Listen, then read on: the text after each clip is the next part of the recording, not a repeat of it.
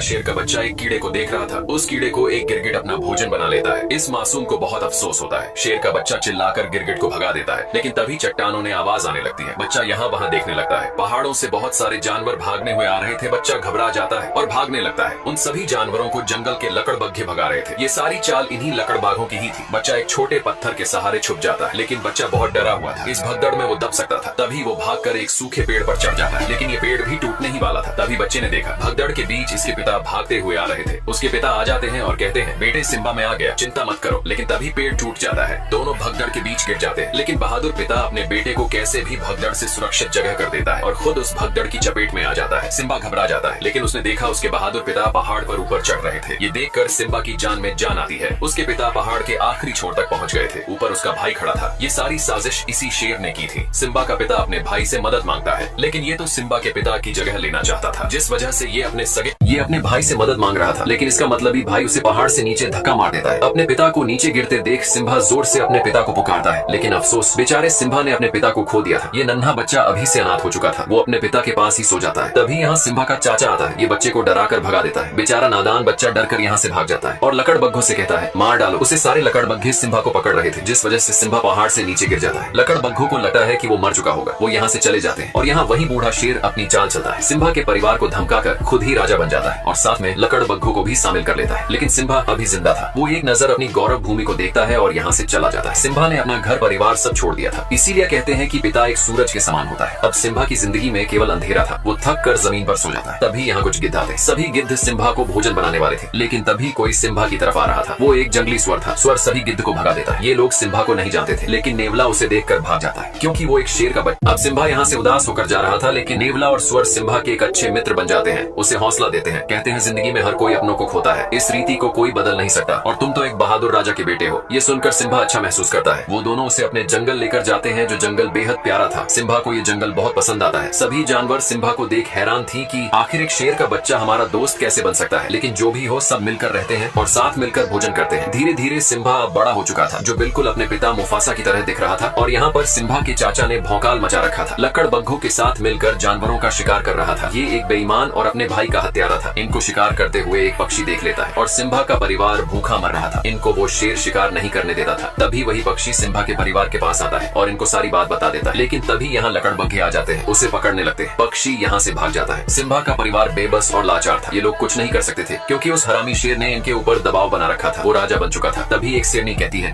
हमें कुछ करना होगा। हमें हाथ पे हाथ रखकर नहीं बैठे रहना चाहिए। अब सिम्बा की माँ कहती है, ये हमारी गौरव भूमि है, हमें इसकी हिफाजत करनी चाहिए। समय बहुत बलवान होता है। लेकिन नाला शेर से युद्ध करने को कहती है। तभी इनके पास लकड़बग्घा आता है और कहता है, महाराज तुमको बुला रहे हैं। सिम्बा की माँ उस बूढ़े शेर के पास जाती है। बूढ़ा शेर अपने शिकार को खा रहा था और कहता है, कौन सी योजना बना रहा है तुम्हारा डरपोक परिवार। सिम्बा की माँ कहती है, तुम हद से ज्यादा शिकार कर रहे हो। शेर कहता है, शिकार नहीं करेंगे तो भूखे मर जाएंगे। हमारा काम ही है किसी को मार कर अपनी भूख मिटाने। सिम्बा की माँ कहती है, इस तरह शिकार नहीं किया जाता जिस तरह तुम कर रहे हो। शेर कहता है, तुमने मुझे ठुकरा कर मुफासा को चुना था। अब तो वो डरपोक भी मर चुका है। सिम्बा की माँ कहती है, वो डरपोक नहीं, एक बहादुर और ताकतवर राजा थे। तभी शेर गुस्से से कहता है, आज के बाद पहले लकड़बग्घे भोजन खाएंगे और उसका बचा हुआ तुम और तुम्हारा परिवार खाएगा। सभी लकड़बग्घे खाने के लिए टूट पड़ते हैं और यहाँ सिम्बा को दिखाया जाता है, जो पूरी तरह से बदल चुका था। इसे अपने परिवार की याद तक नहीं आ रही थी। वो भूल गया था सब। लेकिन रात के समय सिम्बा अपने बहादुर पिता को याद करके बहुत उदास था। सिम्बा का बाल उड़कर एक नदी में गिरी जाता है। उस बाल को एक चिड़िया उठा लेती है और अपने घोंसले में ले जाती है, लेकिन दूसरी चिड़िया उस बाल को फेंक देती है। अब सिम्बा के बाल को एक चिड़िया उठा लेती है और अपने घोंसले में लेकर जाती है, लेकिन दूसरी चिड़िया जानती थी ये घास नहीं बल्कि किसी जानवर का बाल है, जिस वजह से चिड़िया सिम्बा के बाल को फेंक देती है। वो बाल बबूल के पेड़ पर गिरता है। जिराफ बबूल के पत्तों के साथ सिम्बा के बाल को भी खा लेता है। अब एक कीड़े को दिखाया जाता है, जो जिराफ के मल को ढकेल कर ले जा रहा था, लेकिन जिराफ का मल लुढ़क कर टूट जाता है और सिम्बा का बाल उड़कर दूर चला जाता है, जहाँ बहुत सारी चींटियां थी। एक चींटी बाल को उठाकर ले जाने लगती है। तभी एक बंदर चींटी के पास उस बाल को देख लेता है। बंदर ने पहचान लिया था कि ये सिम्बा का ही बाल है और सिम्बा अभी जिंदा है। ये संदेश एक खुशी का संदेश था। बंदर खुश था, क्योंकि इनका राजा फिर से गौरव भूमि पर राज करेगा। और यहाँ सिम्बा के दोस्त पर एक शेर हमला कर रहा था। इनके जंगल में एक शेर घुस चुका था। सिम्बा का दोस्त अपनी जान बचाकर भाग रहा था। वो शेर का शिकार होने ही वाला था। तभी सिम्बा उस शेर को दबोच लेता है। दोनों ही एक दूसरे से कम नहीं थे, लेकिन दूसरा शेर सिम्बा को दबोच लेता है। सिम्बा उसे नाला कह के पुकारता है। दोनों एक दूसरे को जानते थे। ये नाला सिम्बा की बचपन की दोस्त थी। नाला सिम्बा को जिंदा देखकर बहुत खुश होती है, क्योंकि नाला को सिम्बा मिल गया था और सिम्बा को उसका प्यार। अब सिम्बा और नाला इतने दिनों के बाद एक दूसरे को देखकर बहुत बहुत खुश थे। नाला सिम्बा का बचपन का प्यार था। सिम्बा कहता है, नाला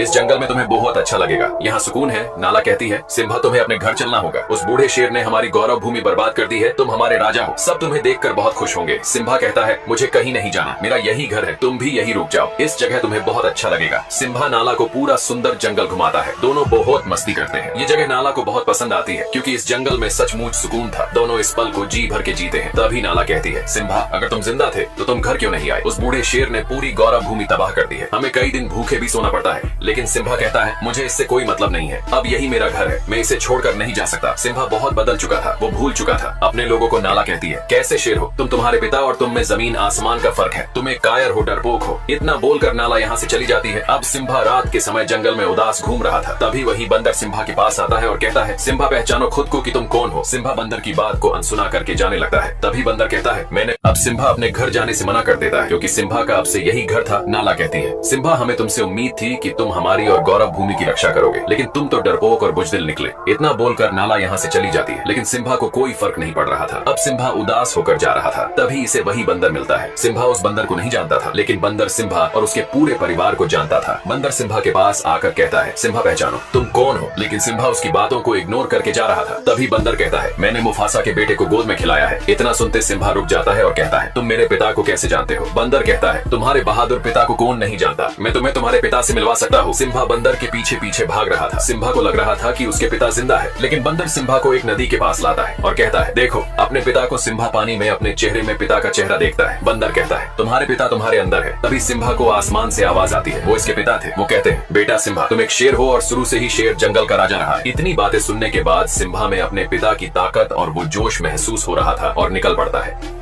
अब सिम्बा निकल पड़ता है अपनी उस पावन धरती की तरफ जिसने वर्षों पहले छोड़ दिया था। सिम्बा एक गहरी दहाड़ लगाता है, ये ऐलान करने के लिए कि अपने जंगल की रक्षा के लिए सिम्बा तैयार है। ये था सिम्बा का जुनून। सिम्बा के दोस्त उसे जाते हुए देख रहे थे। सिम्बा वर्षों बाद अपनी पावन धरती की तरफ जा रहा था, जिसके अंदर साहस और बल दोनों था। सिम्बा नाला के पास पहुंच गया था। दोनों निकल पड़ते हैं अपने घर की तरफ। भले ही इस कहानी में सिम्बा का पिता मुफासा नहीं था, लेकिन मुफासा का बेटा सिम्बा था, जो एक नई उम्मीद था। दोनों अपनी गौरव भूमि पहुंच जाते हैं, लेकिन सिम्बा अपनी गौरव भूमि को देखकर बिल्कुल भी खुश नहीं था। उसकी भूमि पूरी तरह से बंजर हो चुकी थी, बहुत सारे जानवर मारे गए थे। नाला कहती है, सिम्बा अब क्या करोगे? सिम्बा कहता है, अपनी भूमि की रक्षा करूंगा, जो जिम्मेदारी मुझे मेरे पिता ने दी है। नाला कहती है, मैं भी इस लड़ाई में तुम्हारे साथ हूँ। तभी वही पक्षी सिम्बा के पास आता है, जो ये भी सिम्बा के परिवार का हिस्सा था। ये सिम्बा का तहे दिल से स्वागत करता है और कहता है, महाराज वो दिन फिर से लौट आए हैं और सिम्बा के दो।